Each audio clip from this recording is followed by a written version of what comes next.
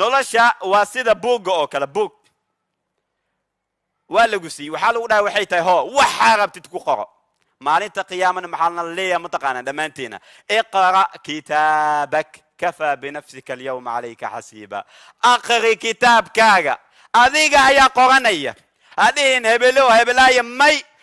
tani waa noloshaada hooyadaada mas'uulka ma ahan aabahaaga mas'uulka ma ahan habaryarta eedada isku dardar qabiilkaaga magaaladaada wadankaaga kulli qof mas'uulka ah yani kama ahan adiga ayaa mas'uulka ah adiga ayaa lagu weydiinaa maalinta qiyaamo qofka la xisaabtami doono waa adiga haddaba waxa ku mashquushaa waxay tahay inaad nafsadaada aabadashid ku mashquul waxa maalinta qiyaamo adiga lagu weydiinayo ha ku mashquulin